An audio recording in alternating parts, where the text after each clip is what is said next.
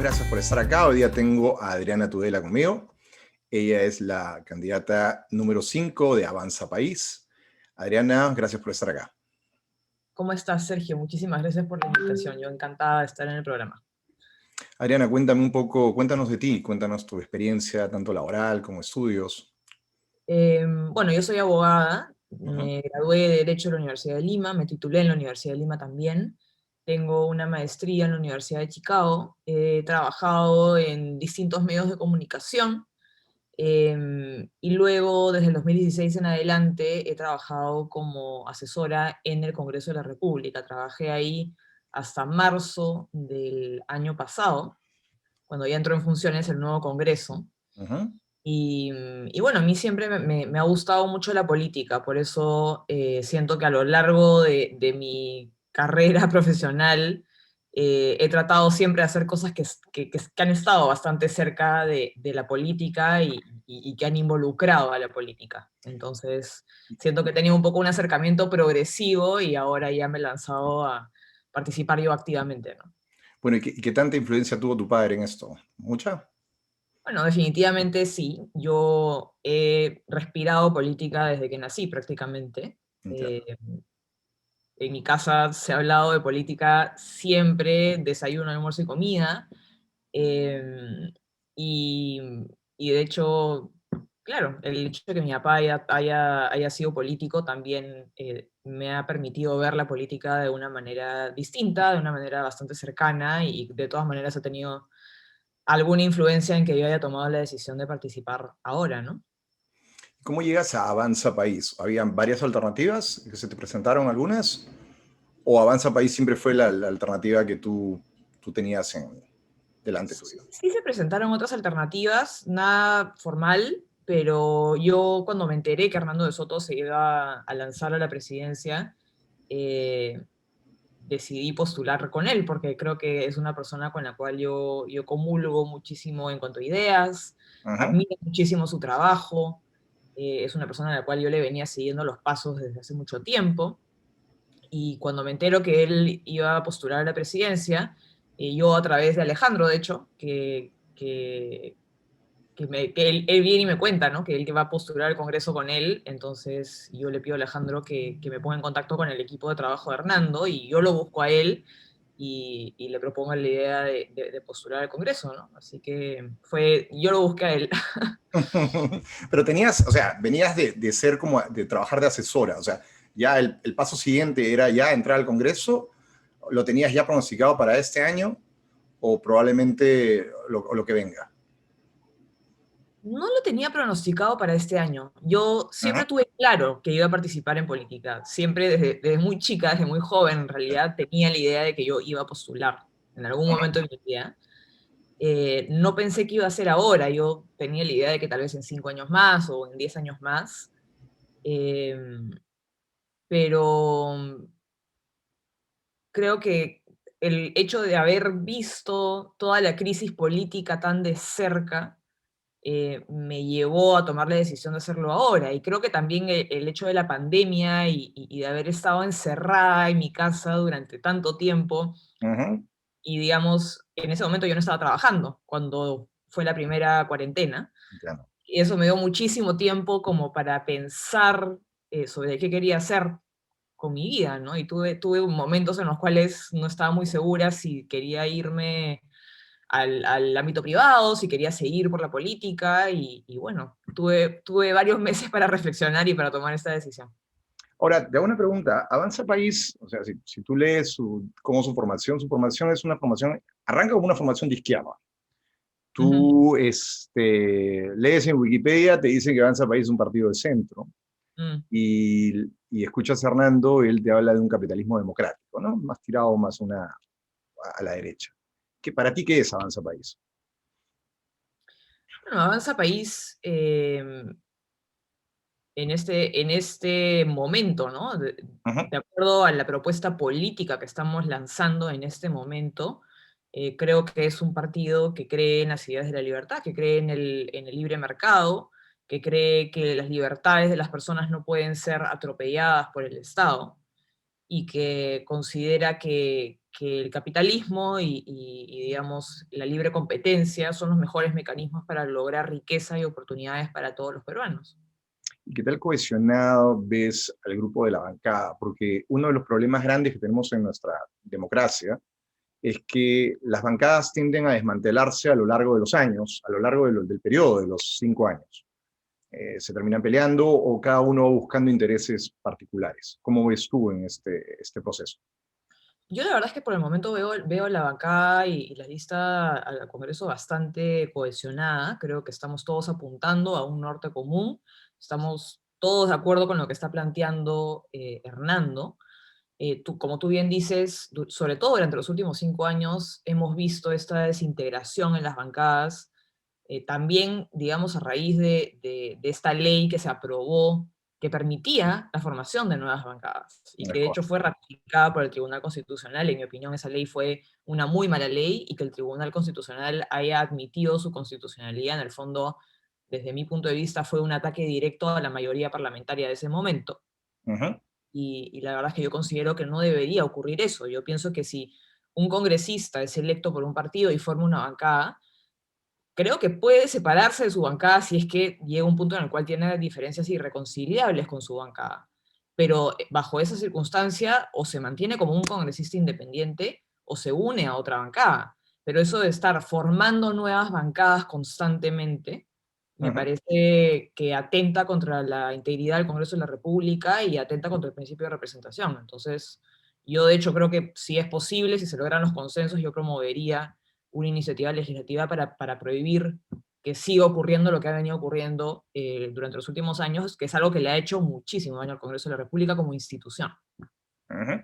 Hoy día tenemos 18 partidos, si no me equivoco, son 18, que están postulando, de los cuales probablemente los primeros 8 o 10 tengan representación. La pregunta es, ¿te parece un modelo de 18 partidos, más o menos, un modelo adecuado para un país como el nuestro? No, no me parece un modelo adecuado. Eh, ¿Y cuál crees que sea la forma para cambiar? de hecho, varias de mis propuestas de reforma política apuntan a cambiar esto, ¿no? Ujú, Creo que el sistema de elección que tenemos genera este problema de amplia oferta electoral, por decirlo de alguna manera. Y es porque el sistema proporcional a través de listas genera esta multiplicidad de partidos, porque todo el mundo participa porque cree que puede llevarse un pedacito de la torta y agarrar un par de curules en el Congreso.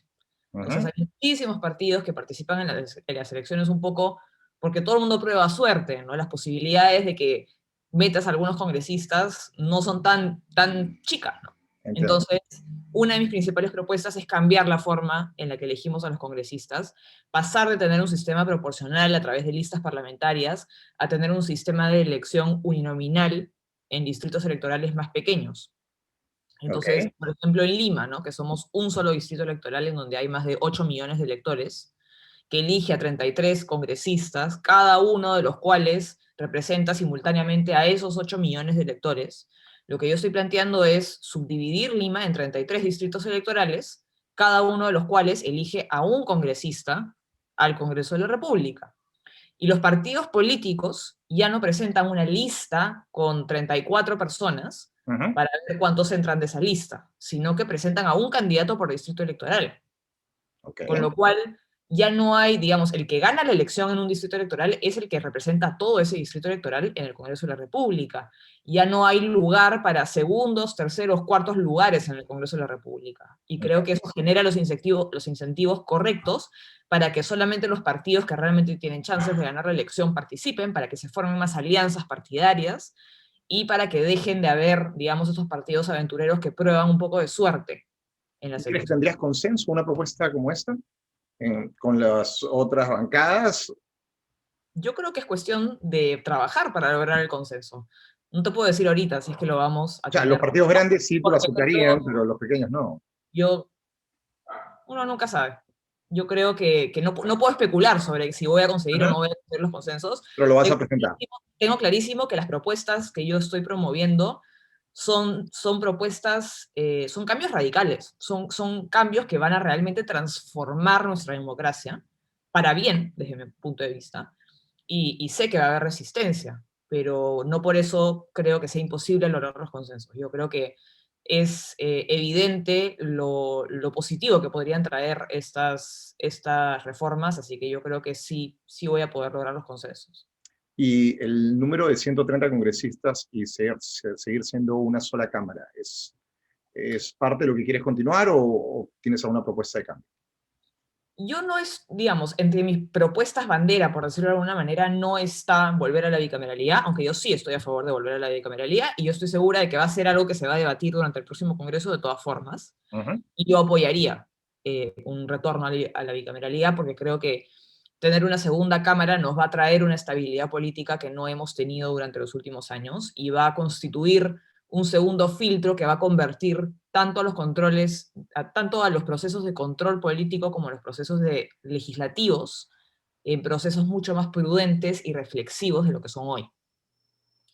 Ahora, en cuanto al número de congresistas en la Cámara Baja, yo personalmente considero que actualmente hay una subrepresentación. Creo que hay muy pocos congresistas para la cantidad de habitantes que tenemos como país.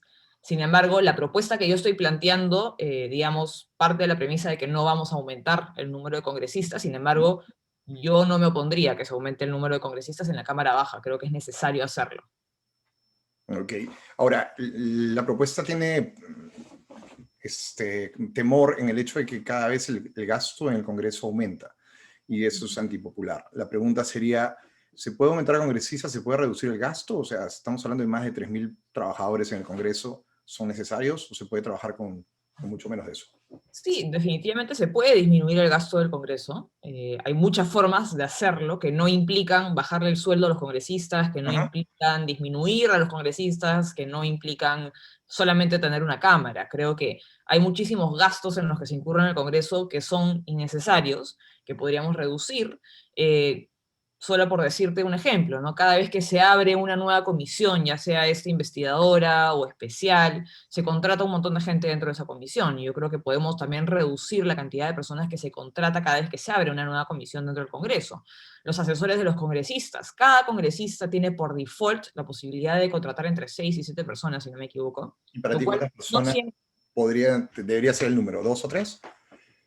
creo que debería ir en relación a la cantidad de comisiones que integra un congresista. Debería ir en relación a la cantidad de carga de trabajo que tiene un congresista, porque hay congresistas que integran 3, 4 comisiones, hasta 5 comisiones, y en ese caso yo creo que sí se justifica que tenga 6 personas trabajando para él. Pero si es un congresista que solamente trabaja en 2 comisiones, en realidad no se justifica que tenga 7 personas en su despacho. Entiendo, Creo que hay entiendo. Ah, muchas formas de racionalizar el gasto dentro del Congreso sin necesidad de bajarle los sueldos a los congresistas y sin necesidad de quedarnos en un sistema unicameral. Creo que hay muchísimos gastos que son claramente innecesarios y hay escándalos sobre este tema han habido varios durante los sí. últimos años. Y creo que es cuestión de priorizar el gasto, ¿no? Y eliminar el gasto en temas que no son prioritarios. ¿Y qué Y otra? además debo decir Dime, dime. algo, que es que el Congreso, el gasto, el que representa el Congreso para el presupuesto nacional es del 0,4%. No, de eso lo tengo claro, El pero Congreso como institución es una hormiga dentro de lo que es el gasto público en el Perú. Entonces, yo sí creo que el es una Congreso cara, tiene que ser mucho más prudente. es una cara visible y Exacto, es y una está cara visible siempre. porque Ajá. es uno de los 3 poderes del Estado y es uno de los 3 poderes del Estado. Pero cuando uno ve las cosas en perspectiva, se da cuenta que sí, el Congreso efectivamente tiene que ahorrar, tiene que ser más prudente en lo que gasta, pero el problema del gasto público lo podemos ver en otro lado, pienso yo, sobre todo en el Ejecutivo, en gobiernos regionales, en gobiernos locales, y es ahí donde tenemos que hacer también un trabajo de ahorro, ¿no? Ahora, el Sobre trabajo que todo en se, el periodo de crisis. ahora, el trabajo que se hizo en el gobierno de Toledo en el tema de descentralizar fue un trabajo mal hecho, ¿no? Simplemente se le dio carácter de región a cada uno de los departamentos que teníamos. ¿Se piensa cambiar eso o es algo que ya hay que dejarlo y trabajar sobre lo que está construido? No, lo tenemos que cambiar definitivamente. yo pienso que se debería considerar la posibilidad de tener macroregiones, digamos, la idea original del proceso de regionalización, no simplemente darle el título de región a los departamentos y convertir a los departamentos en minifeudos, que es lo que son el día de hoy. Ujú. Tenemos que replantear definitivamente cuáles son las atribuciones que tiene cada nivel de gobierno, y creo que si bien la meta tiene que ser descentralizar el país, tiene que haber un poco más de control sobre cómo se ejecuta el presupuesto y en qué se ejecuta el presupuesto, porque lamentablemente los gobiernos regionales tienen cero capacidad de ejecución de su presupuesto, y lo que ejecutan lo ejecutan muy mal, no están invirtiendo en lo que se tiene que invertir, y uno va a lugares en la sierra en donde no hay hospitales, en donde no hay colegios, y uno se encuentra con piscinas y losas deportivas, ¿no? Sí. Entonces, creo que definitivamente el proceso de regionalización que llevó a cabo Toledo no ha funcionado, estuvo mal hecho, y es absolutamente necesario replantear cuáles son las funciones de los gobiernos regionales, sobre todo en cuanto a la ejecución de presupuesto, porque no está funcionando, no está funcionando, y No, de hecho en los gobiernos regionales es en donde más corrupción hay. total, total, eso sí lo tengo entendido. Ahora, Hernando llama al Perú como un Estado fallido. ¿Tú concuerdas de eso? ¿Hasta qué nivel es un Estado fallido el Perú? Tanto en los tres poderes, Bueno, pienso que ha quedado muy claro después de la pandemia hasta qué punto es fallido el Estado, y creo que hasta un punto bastante profundo, ¿no? Creo que es un Estado que no ha sido capaz de llevar a cabo ni las tareas más simples, ¿no? No ha podido ni comprar mascarillas a tiempo, no ha podido comprar pruebas moleculares, no ha ajá, podido comprar camas UCI. Ya estamos enfrentando la segunda ola y todavía no estamos en una mejor situación, o por lo menos en una situación que sea significativamente mejor a la que teníamos cuando llegó el virus por primera vez. Entonces creo que el Estado es una carcocha vieja, como dice Hernando, y es ajá, algo que ha quedado demostrado por la evidencia. Y lamentablemente durante los últimos años hemos crecido muchísimo económicamente, y por eso, digamos, el país se ha ido desarrollando, y han habido cada vez más oportunidades y nos hemos ido modernizando, pero lamentablemente el Estado no ha ido al mismo ritmo del crecimiento económico, y al contrario, ha ido creciendo, ha ido aumentando su burocracia, ha ido aumentando su carga regulatoria, y de hecho esto ha venido ocurriendo más aceleradamente desde el 2011 en adelante, cuando uno ya ve un declive ajá.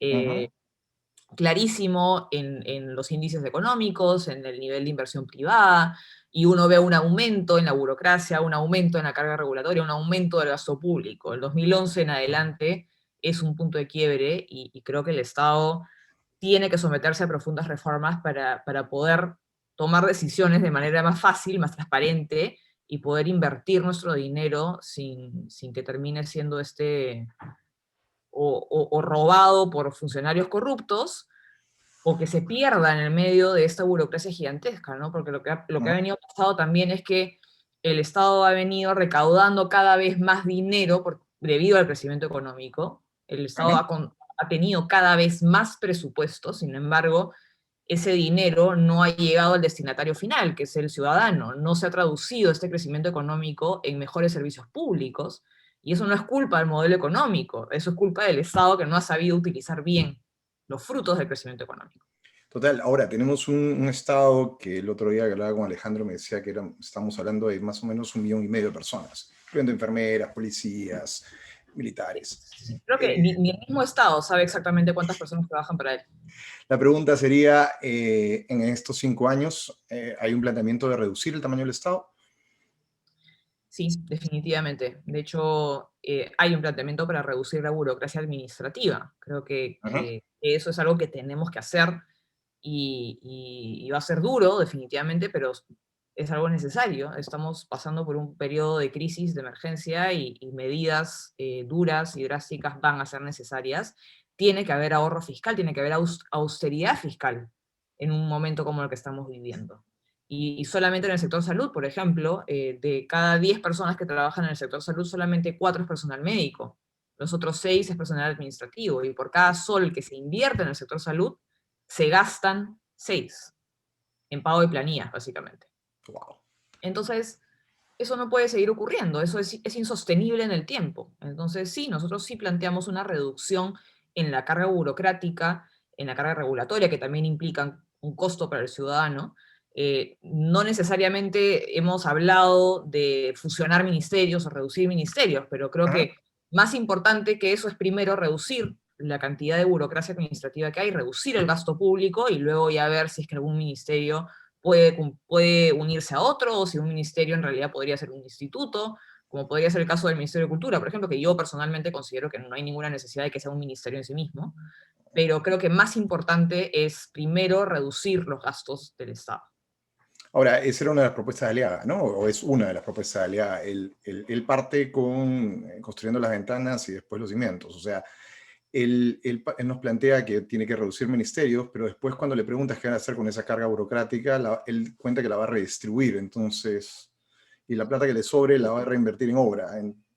Al final, claro, él dice, además, me da a mí la impresión, ¿no?, de que López Aliaga ha, digamos, establecido muy a la ligera qué ministerio se junta con cuál, ¿no? A él le suena que cultura y educación hacen lo mismo, entonces ya, lo junto. Le suena a que el MINCETUR y el Ministerio de Relaciones Exteriores hacen cosas parecidas, entonces, ok, los voy a fusionar. Y eso no funciona así. Yo creo que los ministerios, aunque parezca que hacen cosas parecidas, no necesariamente hacen cosas parecidas y no necesariamente van a funcionar bien juntos, ¿no? Entonces, más que reducir el número de ministerios, lo importante es reducir la burocracia estatal y reducir el gasto público. Ahora, hay voces de la izquierda, incluyendo Verónica Mendoza, que hablan de que hay que aumentar impuestos. Obviamente tú como liberal, eso es como que te echaran agua bendita siendo un vampiro. No es un problema de dinero. Estamos hablando de que esto no es un problema de dinero, esto es un problema de la ejecución mala del dinero. No, y aparte para la izquierda parece no querer salir de esa crisis económica. Todo lo que proponen va a tener como único efecto hundirnos aún más en la crisis económica. Y esto es, digamos, cualquier persona, yo no soy economista, pero cualquier persona que sepa un mínimo de economía sabe que para poder salir de una recesión, una depresión económica como la que estamos viviendo, lo último que tienes que hacer es imponerle más impuestos a las personas. Es total. Estás castigando la generación de riqueza. Eh, Castigando la generación de riqueza. Lo que se tiene que hacer es permitir que se genere más riqueza. Y por el contrario, reducir la cantidad de impuestos para poder reactivar la economía rápidamente. Entonces, estos impuestos nuevos que quiere crear la izquierda primero van a generar una fuga de capitales, porque evidentemente todas las personas que tienen grandes fortunas, porque si no me equivoco este impuesto aplica para personas que tienen más de 100 millones de dólares, todas esas personas van a sacar su patrimonio del país, evidentemente. Obvio. Entonces, no va a tener ni el efecto deseado y en todo caso va a generar un desincentivo a la creación de riqueza y eso es justamente lo que tenemos que evitar en un contexto de crisis económica como el que estamos viviendo. Creo que están importando ellos un modelo de España, ¿no? Creo que Podemos tiene una influencia en el partido de Verónica.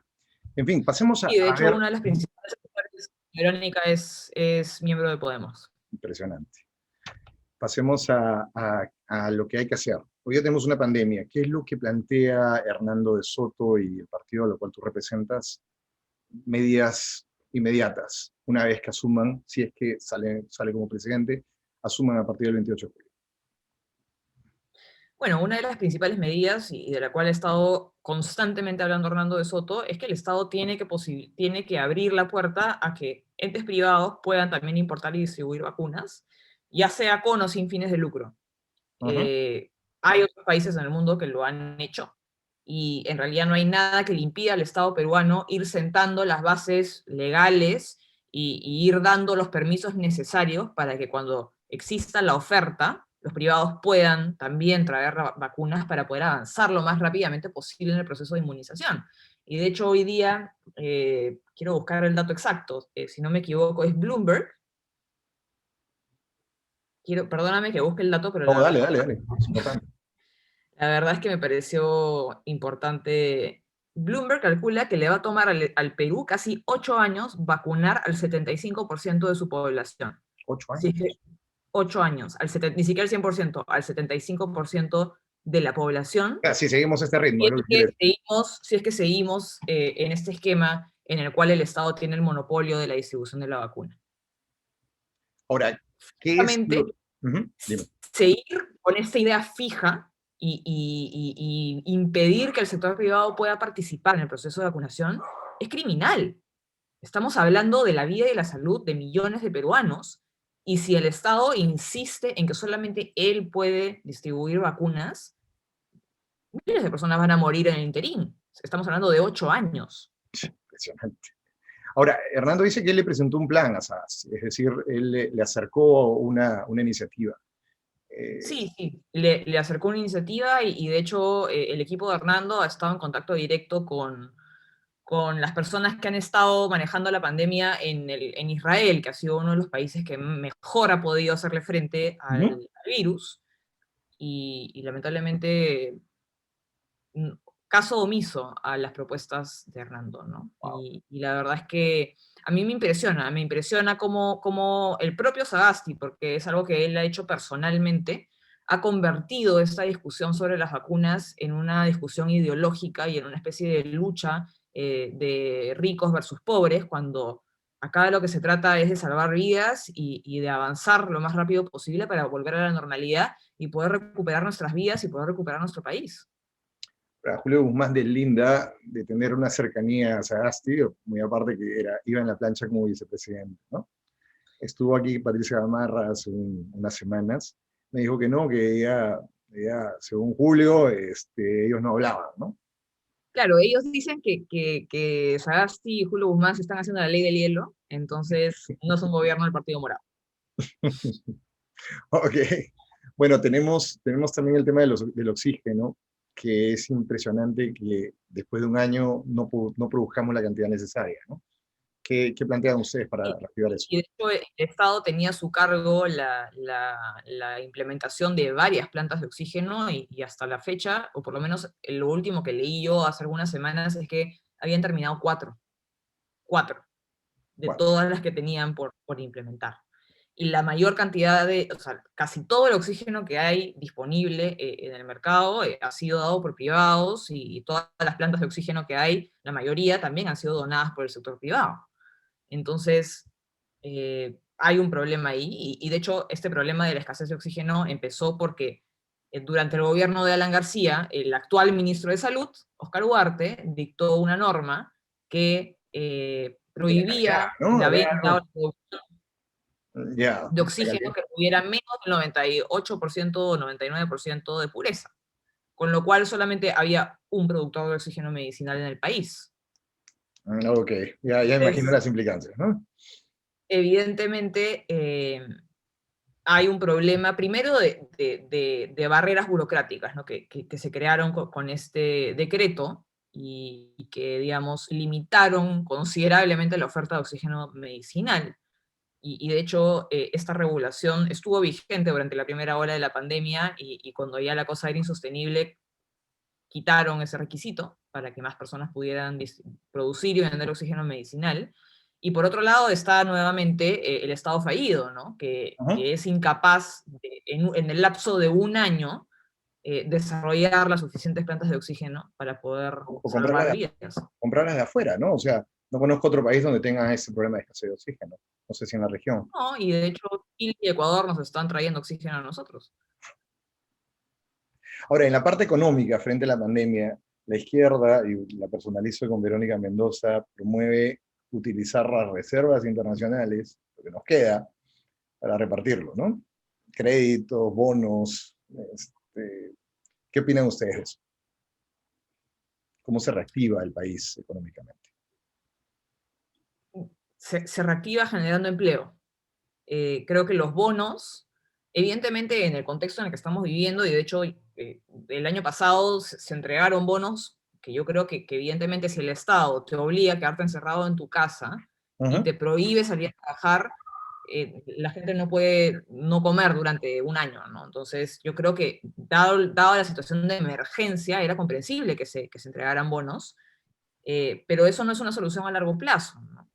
Creo que lo que tenemos que lograr es hacerle un mejor frente a la pandemia. Para empezar, creo que las medidas de confinamiento tienen que ir en relación a los focos de contagio. No se puede mandar a cuarentena a regiones enteras. Y eso también es por ineficiencia del Estado, porque el Estado no ha comprado las pruebas moleculares que se tenían que comprar, el Estado no ha hecho el rastreo del virus que se tenía que hacer y no ha podido identificar realmente los focos de contagio para hacer cuarentenas o medidas de confinamiento realmente localizadas que no impliquen paralizar al país por completo. Y eso lo hizo Vizcarra y lo hizo nuevamente Sagasti, por ineficiencia del Estado, y al final el costo, el precio de esa ineficiencia lo están pagando todas las personas que están quebrando, todas las personas que no pueden salir a trabajar. Entonces, nosotros planteamos primero tener medidas de confinamiento realmente focalizadas para poderle permitir a las personas retomar sus vidas y sus actividades y poder salir a trabajar. Y el tema de los bonos, bueno, creo que el Fondo Monetario Internacional, de hecho, ha recomendado la entrega de bonos, tanto para este año como para el siguiente.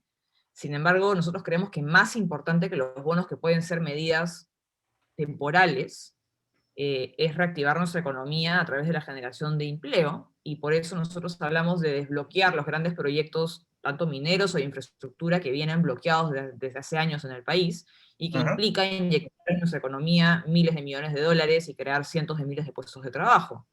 También estamos planteando poner en valor los bienes del sector informal, no solo a través de la titulación, ¿no? Bueno, Hernando fue una de las personas, la persona en realidad que impulsó el programa de titulación que se llevó a cabo en los 90 y que logró sacar a miles de peruanos de la pobreza.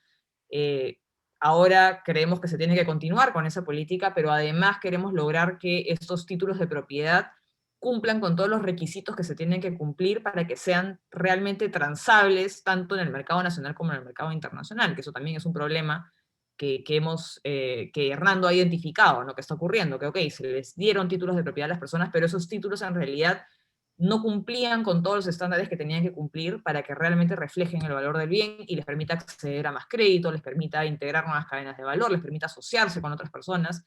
Eso es lo que queremos lograr.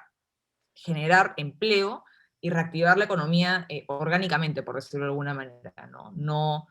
No solamente darle bonos a las personas, porque eso sabemos es una medida insostenible a largo plazo y es una medida que no va a tener el efecto que quiere que tenga la izquierda, ¿no? Y además, algo que quiero decir, que es que la izquierda siempre habla de bonos y les encanta esto de entregar dinero, porque es una forma en la cual perpetúan su poder, ¿no? Ah, clientelismo, ¿no? Eso lo vemos en Venezuela, lo vemos en Argentina, se crea una relación de dependencia y de clientelismo Ah, que evidentemente los ayuda a ellos a perpetuar su poder, porque claro, si yo le entrego plata a la gente va a querer votar por mí para siempre.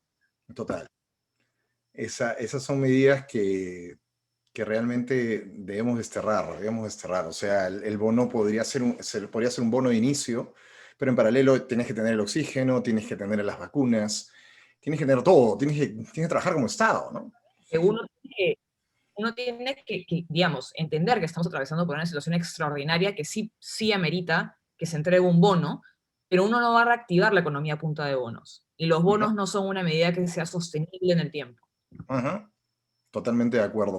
Ahora, se escucharon algunas voces de hace menos de un mes de que había que reformar el sistema de NFPs. Y es más, en estos debates he escuchado a un par de candidatos también tocar el tema, ¿no? Que se debe crear un fondo nacional, ¿no? Un fondo piramidal. ¿Qué opinas de eso y cómo van a ustedes a atacar esas voces? Bueno, nosotros no, evidentemente no creemos que se tenga que crear un sistema único, público de pensiones, como quiere Verónica Mendoza, por ejemplo. Ajá. Creemos que se tiene que mantener la posibilidad de que el ciudadano decida, ¿no? Si quiere aportar en el sistema privado, si quiere aportar en el sistema público. Creemos que tenemos que abrir el mercado privado para que cada vez nuevos actores entren a competir en el mercado. Creo que eso va a generar que sea mucho más atractivo para el ciudadano aportar en una AFP, porque mientras más AFPs haya, mientras más competencia exista, mejores pensiones van a haber. Y desde el punto de vista del sistema público, evidentemente hay fallas de diseño, ¿no? Porque es un sistema contributivo, y eso implica que el aportante no es dueño de su aporte. y creo que eso también tiene que cambiar, y de hecho yo considero que el sistema público también debería imitar el sistema privado en el sentido de que debería tener cuentas de capitalización individual para los aportantes. Yo creo que eso de unir ambos sistemas, este dictamen, el dictamen Omonte, que está en el Congreso, es una monstruosidad, porque no solo obliga a todo el mundo a aportar a un fondo solidario y al mismo tiempo a una cuenta individual, sino que le entrega al Estado la administración de los fondos individuales. Ahora va a ser el Estado el que decida quién administra los fondos individuales, de terror. y no sabemos bajo qué criterios, ¿no? Ahora, otra de las normas o dictámenes que han pasado por comisiones que han llamado la atención esta semana es la famosa ley trans, ¿no? Una ley que aparece en el año 2016 y hoy día nuevamente entra a comisiones. ¿Qué opinión tienes acerca de ello? Mira, para serte 100% sincera, no he podido encontrar el dictamen. No lo he leído, no he podido leerlo. A través de terceros entiendo que es una ley que, digamos, permite el cambio del nombre y también permite el cambio del sexo. ¿Estoy en lo correcto? Algo así he leído también yo. Respecto a lo que dice la ley, ¿no? Que es, digamos, más allá de las discusiones que nosotros podamos tener sobre qué es el género, lo que dice la ley, yo estoy de acuerdo con que el nombre pueda ser cambiado y que el proceso para cambiar el nombre sea un proceso administrativo y no judicial, como ocurre hoy. Creo que cambiarse de nombre debería ser algo mucho más expeditivo. Ahora, respecto a cambiar el sexo, yo considero que es algo que no vamos a permitir, porque el sexo es un hecho objetivo, totalmente de acuerdo, concreto, que define, digamos, es un elemento de nuestra identidad objetivo, biológico, inalterable, que además tiene un montón de consecuencias jurídicas muy concretas. Entonces nosotros no podemos cambiar ese dato porque implicaría una serie de consecuencias que no son, digamos, funcionales a la vida en sociedad. Por ejemplo, yo me pongo a pensar, hay una aseguradora y hay una persona trans, una mujer trans que quiere tratar con un seguro, y el seguro, dado que su DNI dice que es mujer, a pesar de que su sexo es masculino, entonces esa aseguradora se va a ver en la obligación de tener que cubrirle, digamos, el riesgo de cáncer de cuello uterino, por ejemplo, cuando esta mujer trans no tiene útero. Entiendo. También está el problema de las competencias deportivas, ¿no? Que es un tema que está bastante en controversia. Bastante controversia. Porque se permite a mujeres trans competir contra mujeres biológicas, por decirlo de alguna manera, y hay una desventaja evidente.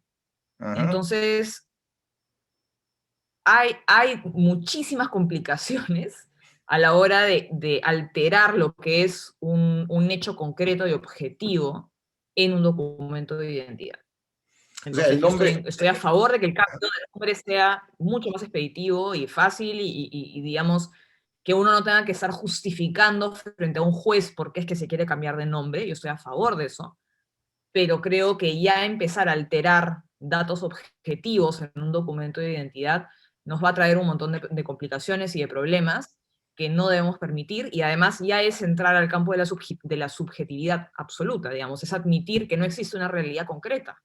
Total. Es lo que cada persona se perciba, y aparte de esa percepción puede irse cambiando en el tiempo.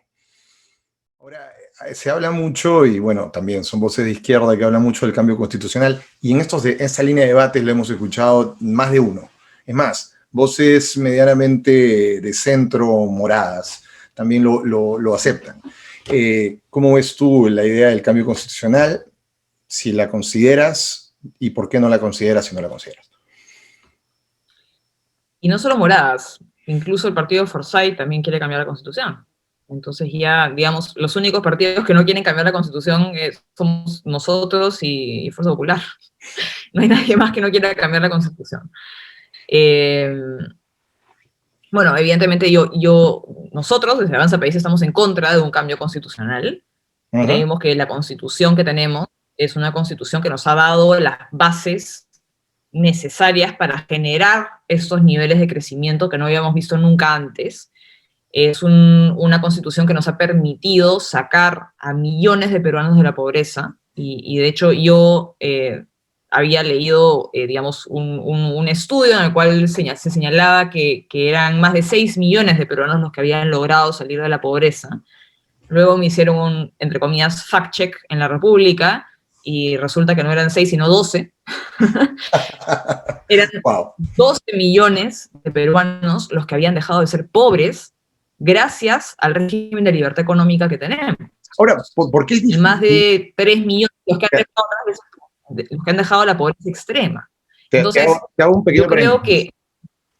¿Por qué es difícil vender esa idea? Sí.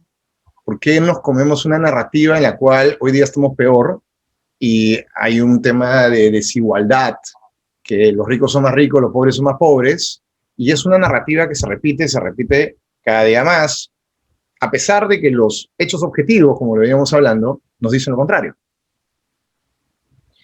Porque se ha abandonado el trabajo discursivo desde la derecha.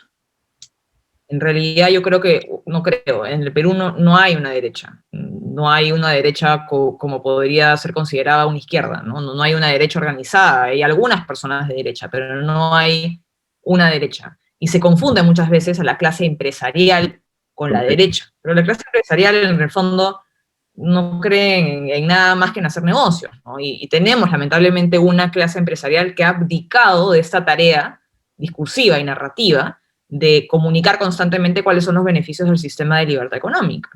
Y se han siempre acomodado al poder del turno, con tal de que, digamos, no les cambien mucho el... Totalmente. Y tenemos, la clase mercantil. Es la verdad. Tenemos una clase empresarial que nunca se compra el pleito, que no está dispuesta a dar ningún tipo de batalla ideológica, y siempre se termina acomodando al poder de turno por miedo y conveniencia. Entonces, claro, si han pasado 30 años en los cuales la izquierda, acá y en el mundo entero, hacen un trabajo a nivel narrativo, ideológico importante, y ha habido una ausencia absoluta por parte de quienes creen en el libre mercado y quienes creen en la libertad, evidentemente, digamos, ellos han ganado la batalla ideológica, ¿no? Entonces, creo que eso es algo que tenemos la responsabilidad de asumir a partir de ahora. Entiendo. Te había cortado con el tema del cambio constitucional. O sea, definitivamente, y te replanteo la pregunta, si definitivamente hay partes de la Constitución que son necesariamente para cambiar. Hemos visto, por ejemplo, el tema que queda en el vacío, la vacancia presidencial. Yo creo que sería un tema para revisar, pero es un tema específico. No es la Constitución entera, como lo quieren muchos. Exactamente. Sí, y yo también pienso que hay muchas cosas por reformar de la Constitución, y de hecho, esto que te he contado de los distritos uninominales implicaría una reforma constitucional. Yo también creo que hay que volver al voto voluntario, creo que hay que renovar el Congreso a mitad de periodo. Todos esos son cambios constitucionales que creo que se tienen que hacer. Cuéntame de esa propuesta. Respecto al tema. Cuéntame de esa propuesta del cambio de la renovación cada... Es una propuesta tuya. Cuéntame esa propuesta de la renovación del Congreso a mitad de periodo. Lo que quiero lograr, lo que quiero impulsar, es que el ciudadano pueda evaluar el trabajo que está haciendo su congresista, ¿no? Ahora, quiero decirte que estas propuestas, digamos, son un paquete, ¿no? Yo pienso que en primer lugar deberíamos aprobar el sistema de distritos uninominales y luego permitir la renovación del Congreso, porque creo que el ciudadano tiene todo el derecho de poder evaluar el trabajo que está haciendo su congresista y poder tomar la decisión de reemplazarlo si es que considera que no lo está haciendo bien. Y lo que ocurre hoy es que nosotros tomamos una decisión, y si resulta que el congresista es un corrupto o es un vago o simplemente no le importa representar a sus electores, los peruanos nos tenemos que sentar cruzados de brazos y esperar 5 años. ¿Por qué tenemos que soportar una cosa así? No tenemos cero capacidad de fiscalización, tenemos cero capacidad de poder, digamos, controlar a la autoridad. Y en el fondo a los congresistas les estamos dando casi que un cheque en blanco durante 5 años, y como no tienen que rendirle cuentas a nadie, se convierten en personas intocables durante 5 años. Entonces, lo que yo pienso es que a mitad de periodo debería haber un nuevo proceso electoral en el cual las personas pueden tomar la decisión de reelegir a su congresista si es que consideran que ha estado haciendo un buen trabajo, o de reemplazarlo por otra persona que esté compitiendo en este proceso electoral para reemplazarlo. Y creo que eso, por un lado, le da al ciudadano la posibilidad real de controlar a sus autoridades y exigir la rendición de cuentas a sus autoridades, y por otro lado, no le permite al congresista hacer lo que muchos hacen hoy, que es que llegan al poder y al día siguiente se olvidaron de sus electores. Esa labor de representación es la labor más invisible que tiene el congresista el día de hoy. Hoy día el congresista se ufana de sacar muchos proyectos de ley. Algunos hacen mucha televisión en el tema de investigación, de comisiones de investigaciones, pero la labor de representación es nula o muy baja. Casi no. Y es la que por la que cobra un tercio del sueldo, creo, ¿no? Exactamente, exactamente. Y lamentablemente ha habido un mal enfoque de la labor legislativa, un enfoque además promovido por los medios de comunicación, ¿no? En el cual el congresista es bueno o malo en la medida de cuántas leyes impulsa. Y eso es al revés. Está equivocadísimo. Yo creo que tú trabajas. Además, me parece que tú trabajaste, disculpa que te interrumpa, me parece que trabajaste en ver la duplicidad de leyes y tratar de eliminar leyes o normas que realmente no estaban funcionando. Cuéntame cómo. Eso es otra propuesta también. Sí. Dímelo, entonces. Bueno, antes de esto, quería volver al tema de la Constitución. Quería volver al tema de la Constitución solo para cerrarlo, ¿no? Que evidentemente hay muchas cosas que se pueden perfeccionar de la Constitución, pero lo que tenemos que hacer es encontrar puntualmente qué cosas mejorar y hacerlo a través de una reforma constitucional en el Congreso de la República. Nosotros no podemos hacer un borrón y cuenta nueva solamente porque hay algunas cositas que no nos gustan. Eso no tiene ningún sentido. Es como dinamitar una casa porque resulta que quieres cambiar la ventana. No tiene ningún sentido. Además de, digamos, yo siempre digo, ¿no? Yo hago una defensa de fondo de la Constitución. Yo creo que tenemos una buena Constitución que no es perfecta, pero que es perfectible a través de reformas constitucionales. Y hago una defensa de forma, ¿no? Que es que no podemos convocar una asamblea constituyente para escribir una nueva Constitución. Primero, porque eso no está contemplado en el marco constitucional. La Constitución no se pone en ese escenario. La Constitución dice que el cambio de la Constitución, ya sea parcial o total, depende del Congreso de la República. Entonces, esta propuesta de convocar una asamblea constituyente, además de no encajar al 100% en nuestro marco constitucional, lo que pretende hacer es suplantar al Congreso de la República. Bypasearlo, duplicar las funciones del Congreso. Entonces, yo digo, si ya estamos eligiendo un Congreso, ¿para qué necesitamos una asamblea constituyente? Totalmente. En el fondo eso es un, no sé si es un truco, ¿no? Pero evidentemente es algo que la izquierda impulsa porque hacerlo le da, digamos, cierta ventaja, porque desde el momento en que tú ya convocas una asamblea constituyente, el cambio de constitución ya está. Entiendo. Ya está conformada la asamblea constituyente, entonces la constitución se va a cambiar. Y al contenido, eso obviamente tendremos que ver qué ocurre. Ahora, pero la asamblea constituyente ya está y eso significa que la constitución se va a cambiar. Entonces, por eso esta idea de la asamblea constituyente es tan peligrosa. Y lo han hecho en Chile. Yo me parece que incluso si lo hacen en Chile está mal que lo hayan hecho. No es lo correcto. Total. Ahora, esto es una consecuencia de una narrativa en la cual nos venden que el cambio constitucional va a arreglar todo, ¿no? Yo recuerdo, bueno, tú eras más chica, pero en los años 90 nos vendieron esa idea. Y medianamente sí funcionó, porque la constitución que teníamos de los 70 no era la correcta.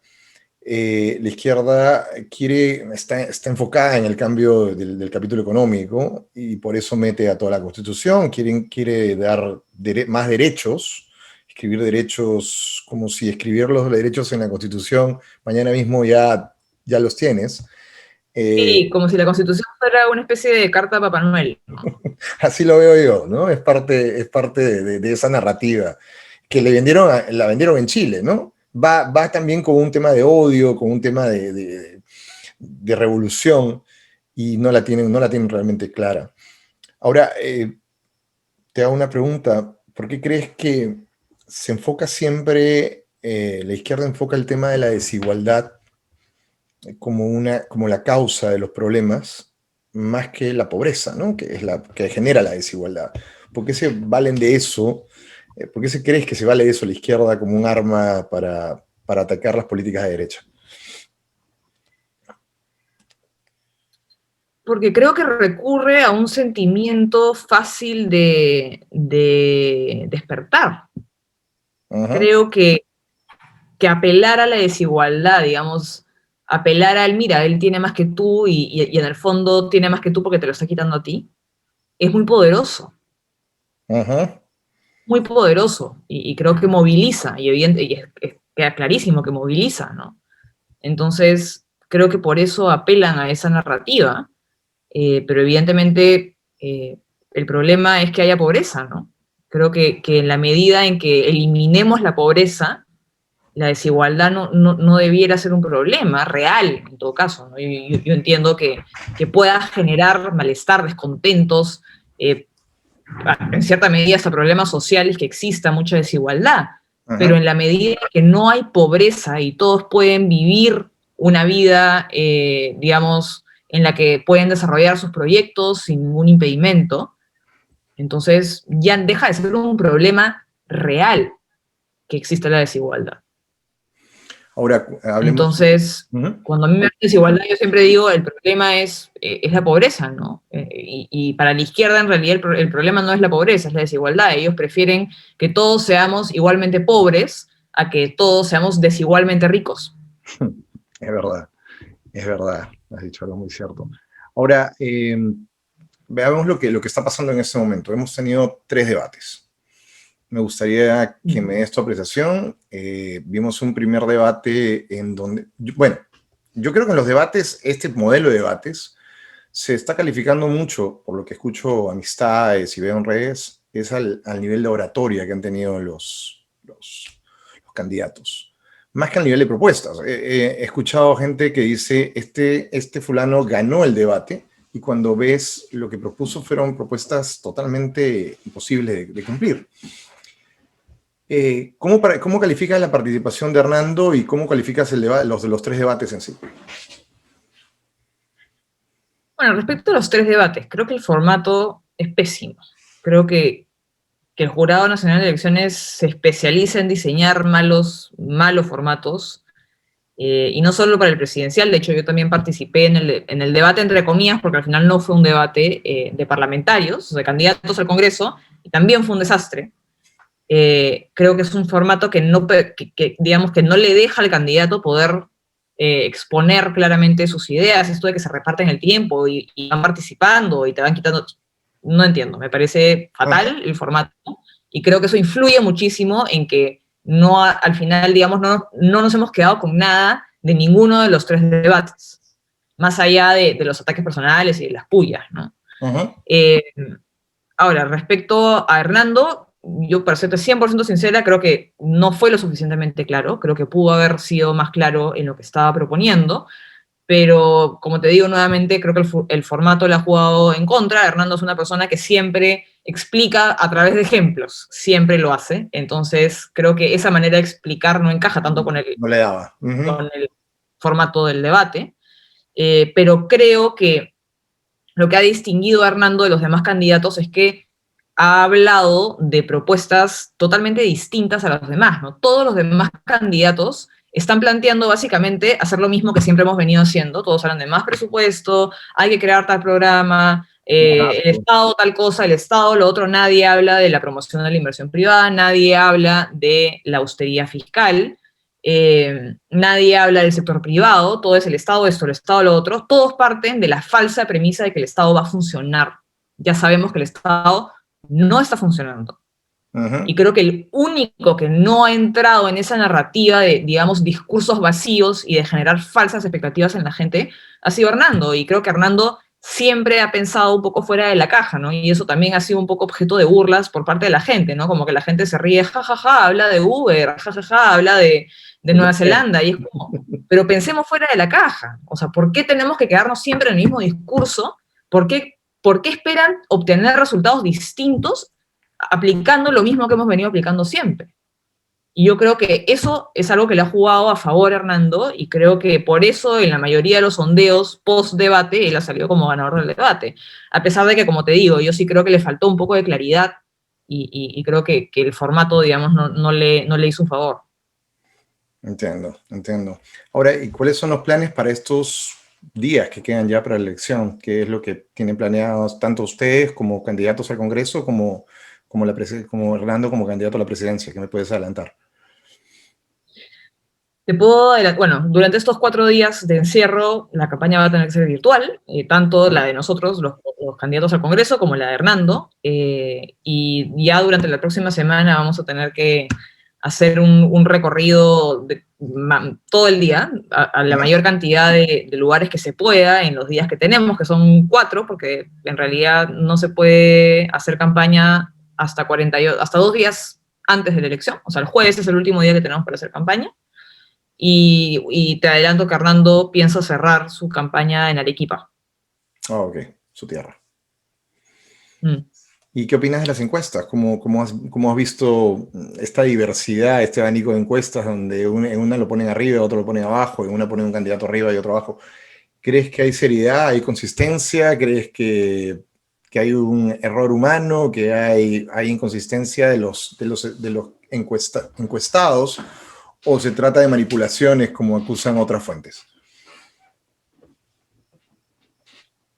Tengo opiniones encontradas ahí, la verdad es que suelo ser un poco escéptica de las conspiraciones, Ajá. pero por otro lado creo que sí, las encuestadoras tienen incentivos para jugar con sus márgenes de error. Entonces, creo que sí es totalmente posible y me parece verosímil, digamos, creer que las encuestas ordenan un poco a los candidatos en función de los escenarios que a ellos les gustaría o les conviene. Pero, como te digo, por otro lado, tengo esta cosa un poco escéptica de las conspiraciones. Entonces, tengo mis sentimientos encontrados y yo por lo general siempre tomo con pinza las encuestas, ¿no? Creo que te dicen algo, pero no te dicen todo. Entiendo. Ahora, ya para cerrar el último tema, quería hablar del tema social, que creo que es un tema importante, pero creo que es menos importante que el económico y salir de la crisis.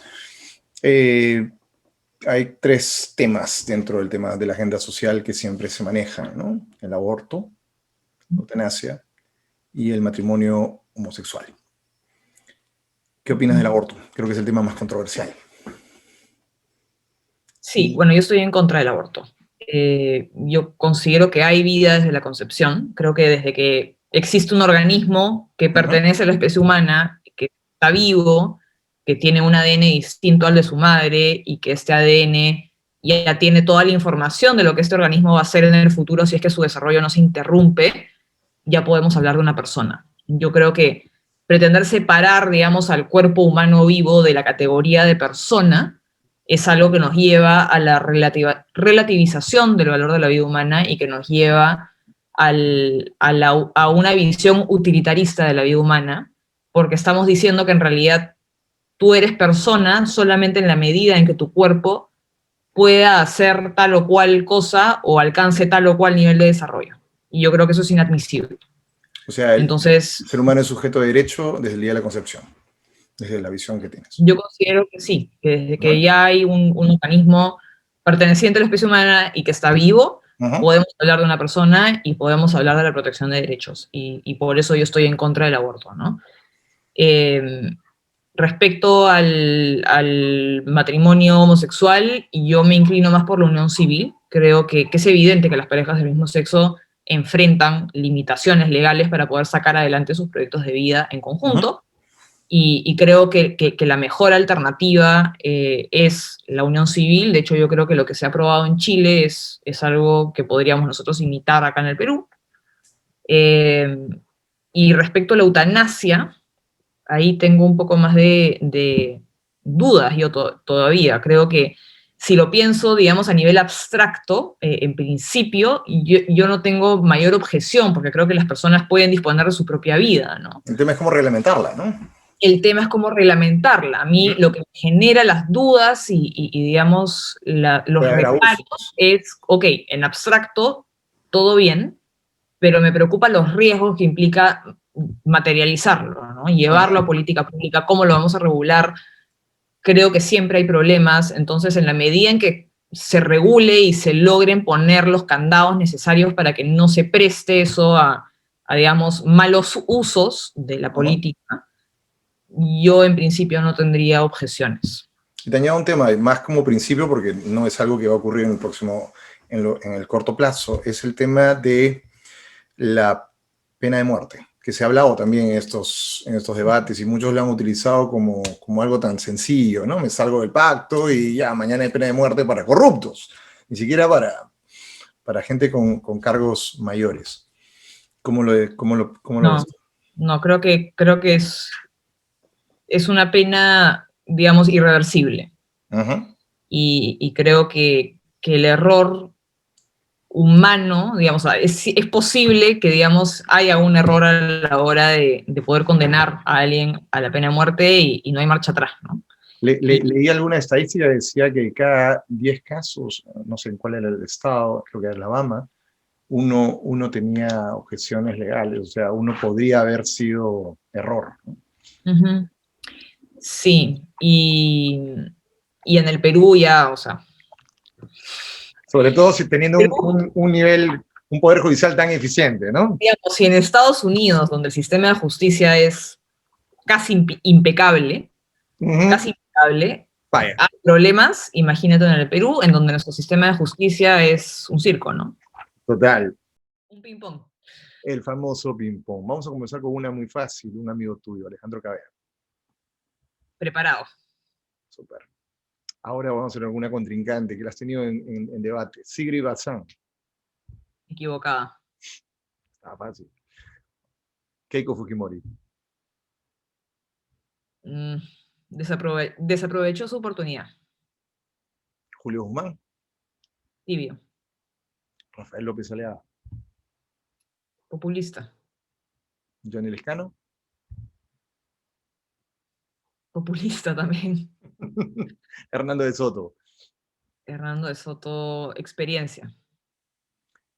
Y cerramos con una persona que nos ha dejado hace poco, señor Bedoya Reyes. Coherente. Perfecto. ¿Te gustaría dar algunas palabras finales? Bueno, sí. Solo me gustaría decir que creo que esta elección es una elección muy importante. Creo que es importante entender la magnitud digamos, lo que está en juego en esta elección. Ajá. Es básicamente decidir si es que vamos a seguir hundiéndonos en el populismo, en la demagogia y en el estatismo, o si vamos a poder lograr salir de esta crisis y seguir creciendo y convertirnos cada vez en un país más próspero y más unidos, sobre todo. Y en ese sentido creo que ha quedado clarísimo, sobre todo por todo lo que hemos visto con este Congreso, que la elección del Congreso es muy importante también. Entonces, y yo le haría un llamado a todas las personas que están viendo esta entrevista, que sean muy exigentes con sus candidatos al Congreso y que elijan a alguien con nombre y apellido para votar en el Congreso. No solamente marquen, digamos, el símbolo del partido, sino que elijan bien a sus congresistas, que sean muy exigentes, muy rigurosos, y que les exijan a los congresistas claridad en ideas políticas, claridad en propuestas, y creo que así vamos a poder tener un mejor Congreso este próximo periodo. Muchas gracias, Serena. Que tengas buenas noches.